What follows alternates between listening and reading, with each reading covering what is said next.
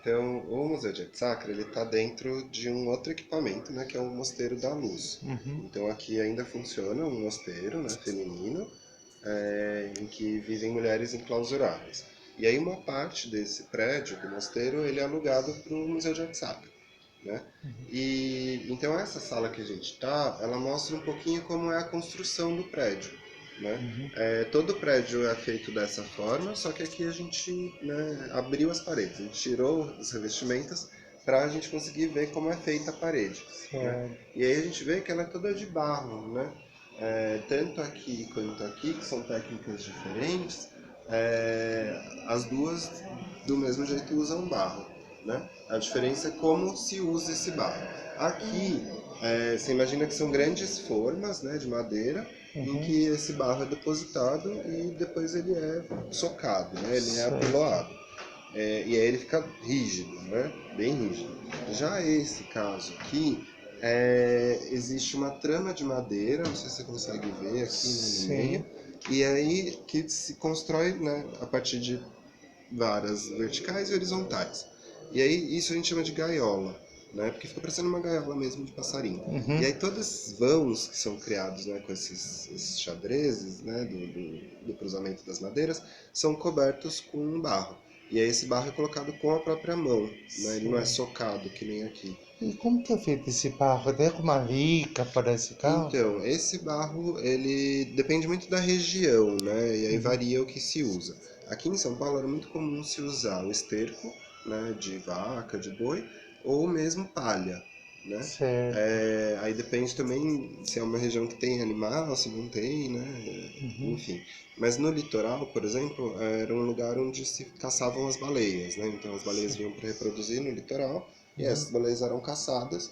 Então, parte da gordura do corpo delas também era usado, né, para ajudar nessa liga. Então, Uhum. dependendo da região, muda a composição, mas a técnica é a mesma. Certo. Porque também se a gente pensar, por exemplo, a terra do litoral, o barro do litoral, ele é um barro mais arenoso, né, ele tem mais areia no meio. Aqui no Planalto não, é barro-barro. Então, aqui, por exemplo, era comum se misturar areia. Certo. No litoral essa areia já está, né, no meio do barro, então você vai usar outros materiais para conseguir dar a liga. Então muda Certo. um pouquinho de um para outro, mas a técnica é a mesma. E esses buracos é para a gente saber como que é a profundidade desse. Na verdade é como a gente usa hoje, mas Ah, originalmente eram travas, né, que ajudavam a travar esses caixotes que eram as formas, certo. e aí as pontas das madeiras que vinham para fora também serviam como andaimes. Então, Hum, sobre elas eram colocadas tábuas e os trabalhadores iam subindo, né, nessa estrutura para continuar montando as caixas e, né, subindo o prédio. Então, por isso que caramba. elas são alinhadinhas, né? Porque era a mesma caixa que você desmontava e Uhum. montava em cima. Então, os Ah, buracos ficavam mais ou menos no mesmo lugar. certo. Aí hoje a gente deixa muito para contar essa história, mas também para as pessoas conseguirem ver, né, a profundidade da parede. É bem fundo É mesmo, bem né? fundo. Caramba. Então, quando a gente olha aqui, por exemplo, essa é a largura da parede, né? Tudo isso. Então, Caramba. realmente, se a gente pensar no braço, né, vai chegar no fundo mesmo. Nossa, muito bom isso. Ó, só tem uma fotografia. E aí, o que o museu apresenta, né? O que a gente vai encontrar aqui de acervo do museu? Peças que pertenciam a igrejas aqui de São Paulo e que foram demolidas, né, no processo de modernização da cidade. Então a Certo. cidade tinha várias igrejas, né, do período colonial, Uhum. muitas peças do século XVIII e XIX, e aí a igreja começa a recolher essas peças quando essas paróquias, essas igrejas começam a ser demolidas. E aí, em 1970, quando o museu é fundado, essas peças são transferidas para cá. Então, a igreja empresta esses objetos para o museu. Certo. Tem um contrato, que é mais complexo do que um empréstimo, mas, né, em termos mais gerais é um empréstimo que o governo pega, né, da igreja. Então, Mas essa espécie pertence à Igreja Católica, né? pertence à igreja católica. E é várias paróquias ou é uma paróquia específica? São várias, são várias. Por exemplo, essas peças aqui, elas vêm de Itu. Uhum. Aqui já é um toalheiro que vem de São Miguel Paulista. Não sei se Tá. você conhece lá. Chá. Lá tem a igreja de São Miguel e esse toalheiro é de lá. Aqui já é de Santana do Parnaíba. Então cada peça acaba vindo de um lugar diferente. Certo.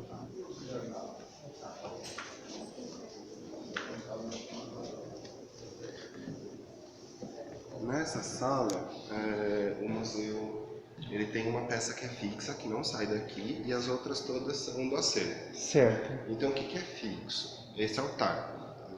Esse que eu tô. Esse altar, com essa imagem, se você voltar daqui a 10 anos, ele vai estar aqui do meu jeito. Agora, Certo. todos os outros objetos podem sair ou migrar.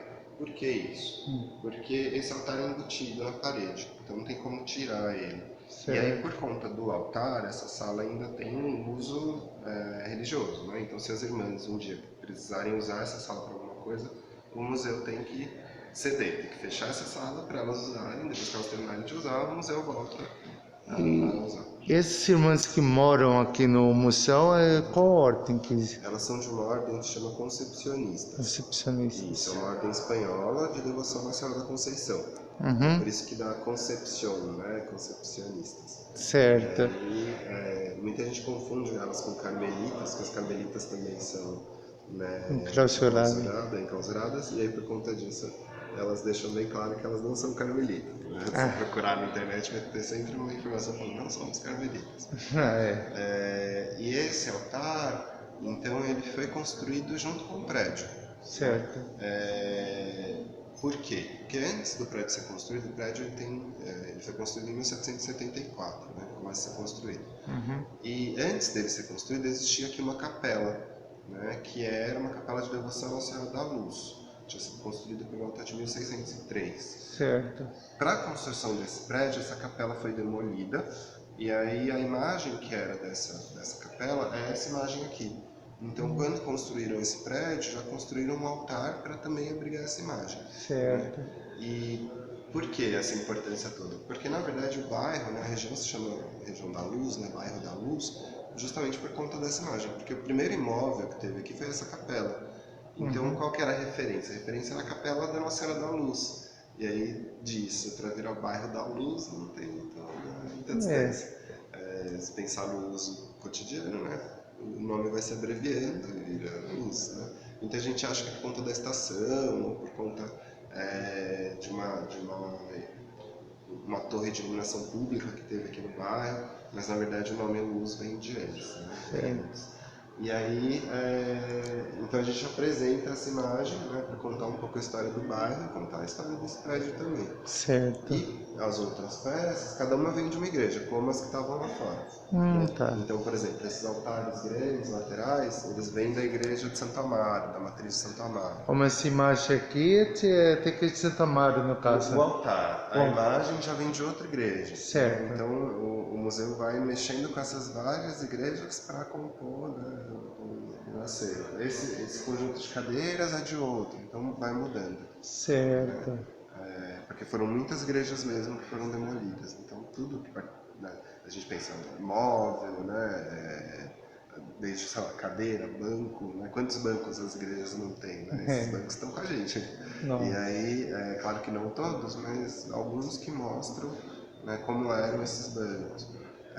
Aí a gente pensa, pô, no altar, né? Quando a gente entra numa igreja, o altar sempre está cheio de coisa. Para onde vão essas coisas depois que a igreja é demolida? Né? Para cá.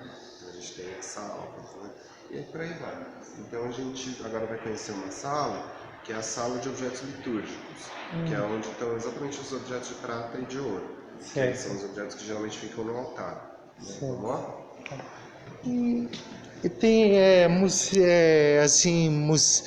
a diferença entre museus de artes sacras e artes religiosas, né? Sim, porque o termo arte sacra é um termo usado pela Igreja Católica. Né? Ele é usado para definir a produção artística da Igreja Católica. Certo. Né? Quando a gente fala arte religiosa, a gente já está falando, né, de todas elas.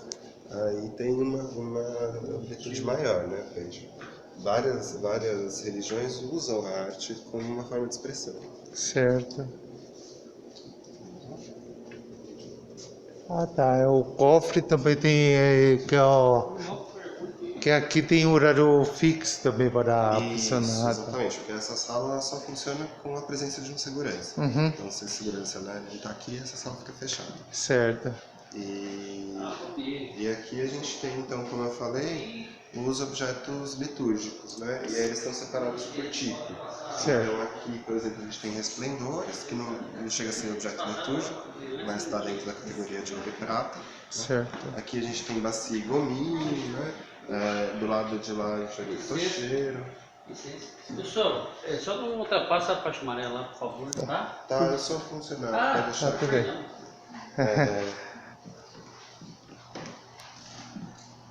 Então aqui a gente tem, né, vários tipos de objetos diferentes. Certo. Esses aqui são os turíbulos, né, que são onde se aplica o incenso, né, durante as missas. Aí a gente tem galheteiros, tem, né, palmas, pimentadeiros, eles estão separadinhos por categoria. Certo. E aí tem peças que a gente considera um pouquinho mais, né? Porque, por exemplo, esse conjunto aqui, né, que foi formado por esses tocheiros e esse lampadário, eles foram uma doação da família real portuguesa para a Igreja da Sé. Caramba.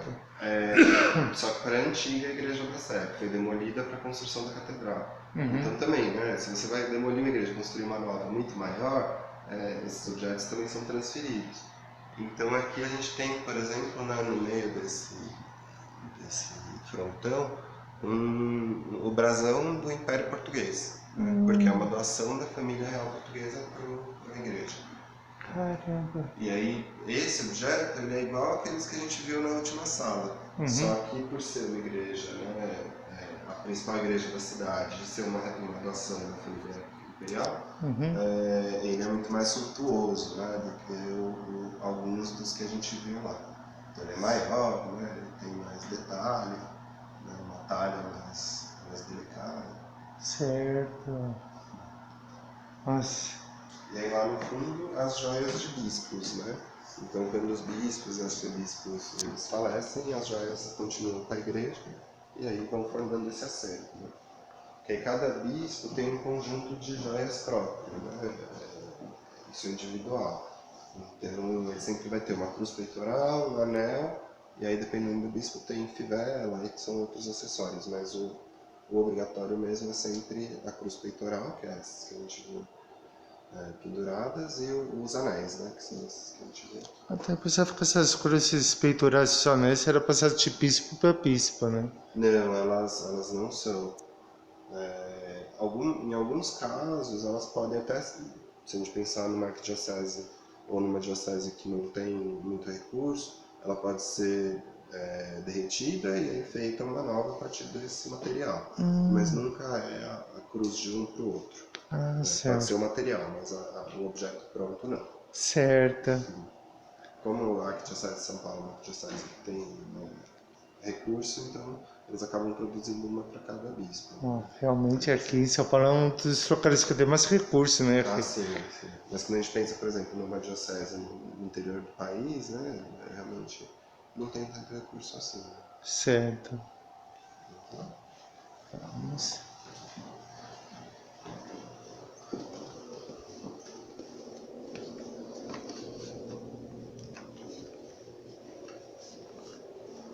Então a gente tem também, para além desses objetos de São Paulo, alguns outros objetos que são de outras regiões. A gente tem muita coisa de Portugal, mas nessa ideia de uma arte que era trazida de Portugal para ocupar as igrejas daqui.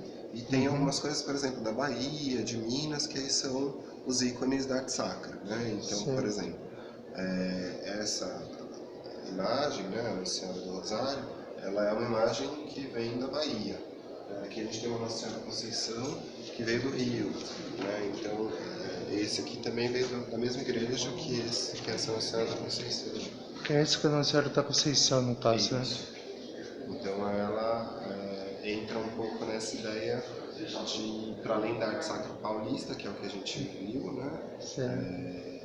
uma arte sacra nacional, então para também estabelecer parâmetros de comparação, né? A gente fala, que é produzido em São Paulo, é diferente do que é produzido no Rio, ou em Minas, ou no Bahia.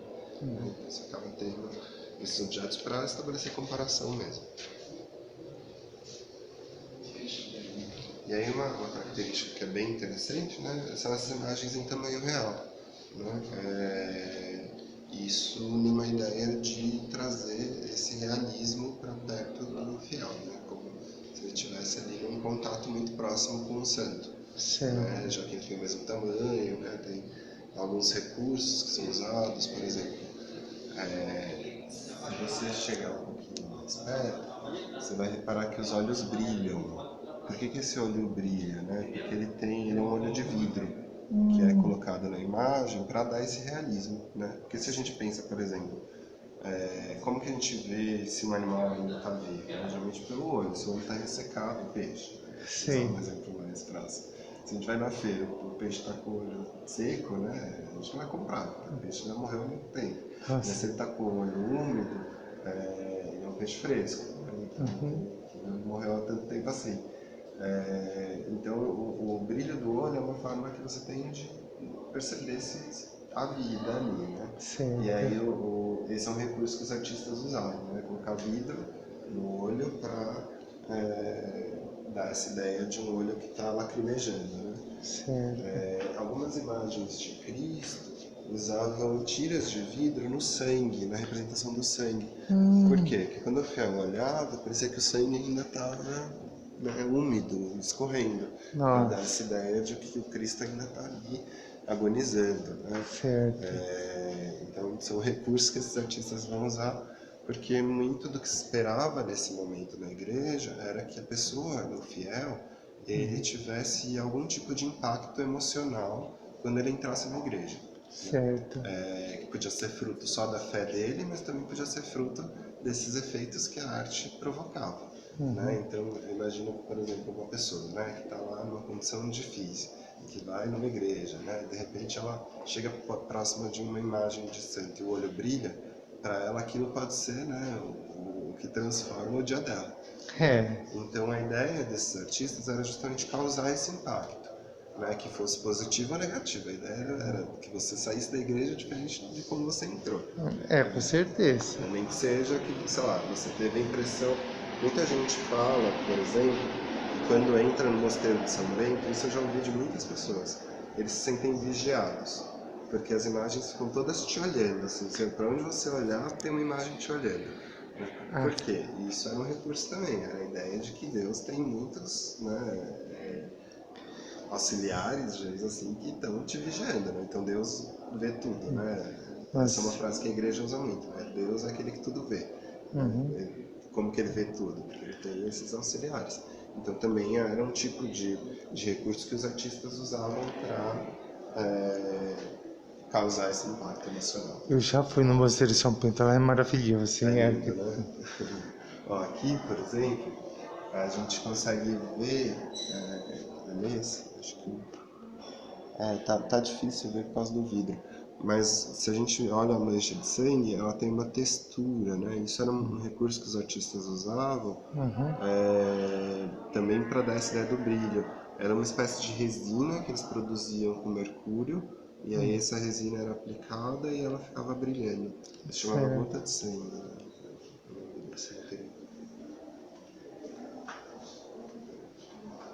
Então a gente sai de um lugar mais de imagens grandes, passa para as imagens pequenininhas, né?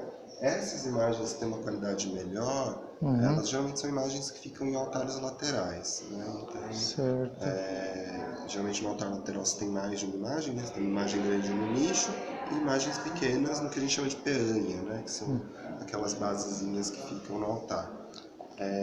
Esse tipo de imagem é muito usado nesse ambiente. Né? Certo.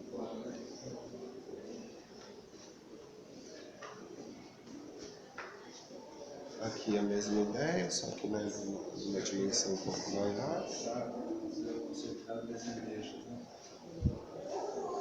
Era todo mundo analfabeto, fora. E aqui é interessante pra gente perceber uma coisa, né? A gente vê muito douramento, muito ouro, né, na igreja. Então, a gente vê aqui na armário, a gente vê essas figuras, mesmo as imagens de centro, geralmente elas têm muito ouro, né? Como que esse ouro era aplicado? Geralmente esses objetos eram produzidos em madeira, né? E aí esse ouro, na verdade, era uma folhinha, era o ouro em pó prensado, ele virava uma folha desse tamanho mais ou menos, e essa folha era colada uma a uma em cima dos objetos. Então se você reparar aqui, ó, você consegue ver que tem as marcas das sobreposições dessas folhas. Porque como elas eram muito fininhas, com o tempo elas desgastavam. E aí, por exemplo, aqui é onde cola uma em cima da outra. Aí você vê que tem mais, mas no meio já sumiu. E aí o que acontece? Como esse ouro não era tão abundante assim, né? Teve uma época que foi mais, uma época que foi menos. Ele só, em alguma época, geralmente no final do século XVIII e já no século XIX, eles começam a folhear só a frente do móvel, só o que vai ser visto. Então se você ver aqui, ó, você vai ver que a parte do fundo não tem, né? Justamente porque isso não vai ser visto pelas pessoas. Então economiza o material para usar no outro, né? E aí a gente consegue ver bem o corte da folha, tá vendo? Certo, para ver bem aqui atrás, né? Que parece madeira mesmo. Exatamente, que aí dá para ver onde termina o douramento e onde começa a parte de madeira. Eu pensava que era ouro maciço, não folhada ouro. Então, a Você ideia vê. é essa, né? Você polir esse ouro, esse douramento, para que ele ficasse com esse aspecto de ouro maciço. Certo. Então tinha todo um trabalho de polimento mesmo para que isso acontecesse.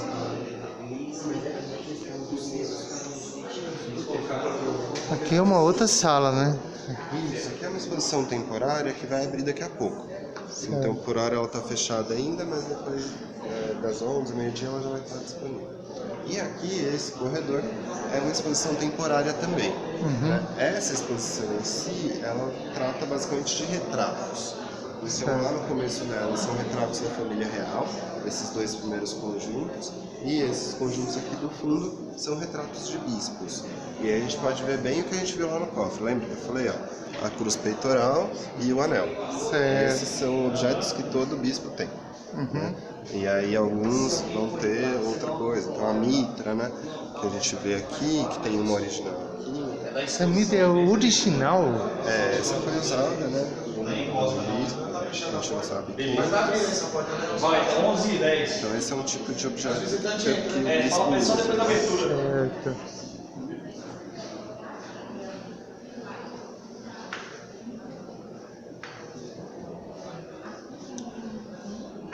Esse é o bração, né, da família real, no caso. Isso, esse é o brasão do primeiro império, né? Dom Pedro I. Certo. Aqui a gente tem retratos do Dom Pedro II. Esses retratos eles eram muitas vezes usados para difundir a imagem da família real mesmo, né? Então, eles eram enviados para as igrejas para que as pessoas, a partir das missas, tivessem conhecimento de quem são os líderes, né? Então aqui, por exemplo, o Dom Pedro II menino, né? Ele assume o reinado ainda criança. Lá a gente já tem ele velho, então essas imagens também eram trocadas, né? Para mostrar cada fase da vida do rei, porque você tem que ter muito clara essa ideia de quem é o rei. Por isso esses retratos. E aí a gente volta pro ponto inicial. Tá certo. Tá bom? Ah, muito obrigado. Eu espero que tenha gostado. Gostei. Pode ficar à vontade, fica no museu o tempo que você quiser. Se quiser estar na exposição de lá abrir também, está convidado. Tudo bem. Muito obrigado. Pode aproveitar o museu, tá bom?